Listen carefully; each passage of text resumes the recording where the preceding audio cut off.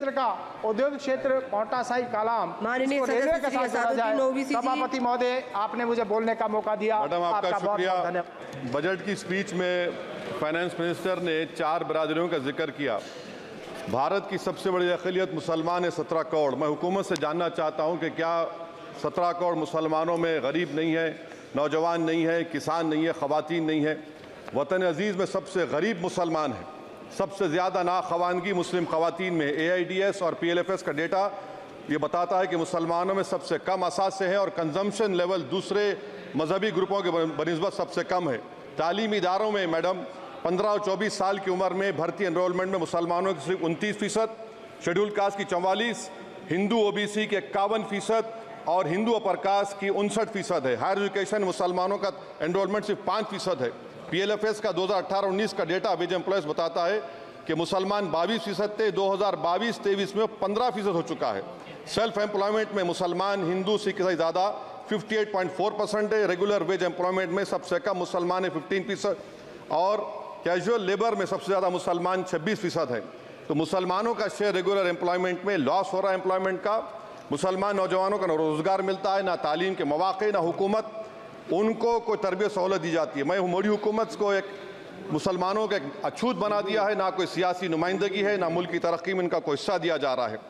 मैं madam, minority welfare ministry में 2023-24 में 38% की बजट में कमी कर दी गई, 5,000 से 3,000 करोड़ कर दिया गया। इस साल के बजट में सिर्फ चंद 100 करोड़ का इजाफा किया गया, मगर 23-24 के बजट के लेवल पर पैसे मुख्तसर नहीं किए गए।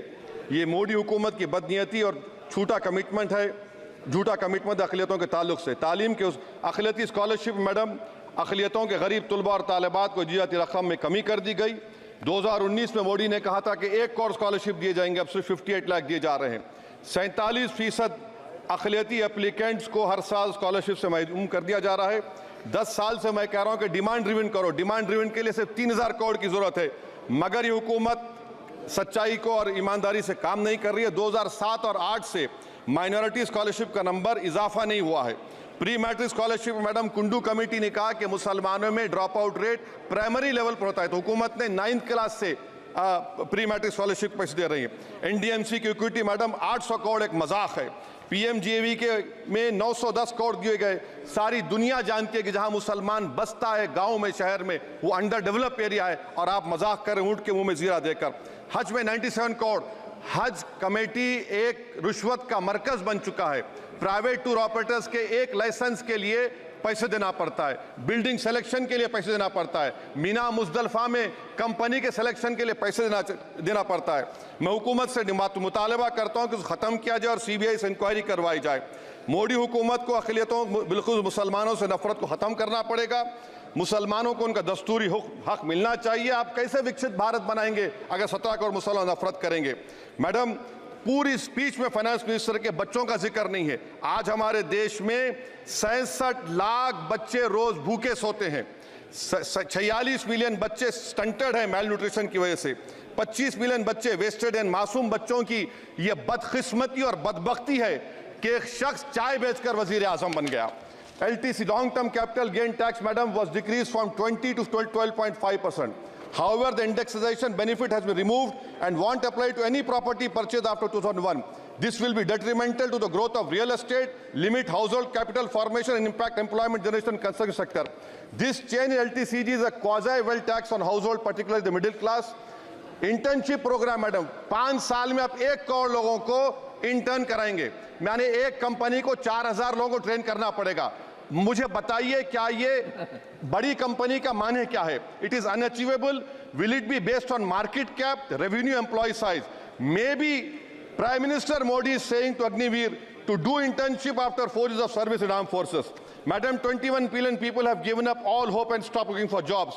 This brings down to 9% eligible population that is either employed or they are looking for jobs. Maybe finance minister can introduce a Berozgar tax and tax unemployed as well. No significant increase for social welfare, healthcare.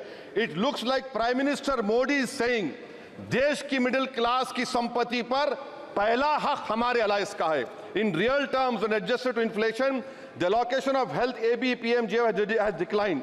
Modi is saying he said heal in India during G20. The reality is India is hurting. Madam, this government wants to increase FDI from China. Is the Prime Minister not concerned that our armed forces cannot patrol 26 patrolling points out of 65 in Ladakh? Maybe the Prime Minister wants the Chinese monopoly Indian markets. Import from China have crossed 101 billion 2024. Prime Minister Modi says Khelo India, but in reality the budget has shown that Modi government policy is Jhelo India. गरीब, middle class, farming, city dwellers, men and women, सब मोदी को झेल रहे हैं. Madam, in the current financial year, in February 5th, 15,993 MSMEs have been closed. Total MSCs closed have 35,680. Andhra Pradesh bifurcation. This parliament passed a law. For last 10 years, Modi government has shown their intellectual dishonesty in not giving ITR, IIM, Bayaram Steel Factory, Railway Corridor Hazipet, recognition of Palmaru as National Irrigation Project. This shows intellectual dishonesty of this government. Madam, I end my speech by quoting a famous poet, and I'm amending certain verses. 133 crore इंसानों, जिंदगी से बेगानों, सिर्फ हुक्मरानों ने हक तुम्हारा छीना है. खाक ऐसे जीने पर ये भी कोई जीना है.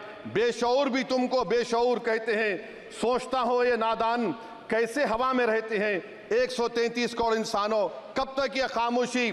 चलते फिरते जिंदानों, गरीब खवातीन, नौजवानों, किसानों से रोने की सदाएं आती हैं. जब शबाब पर आकर खेत लहलाता है, किसके नयन रोते हैं, कौन मुस्कुराता है?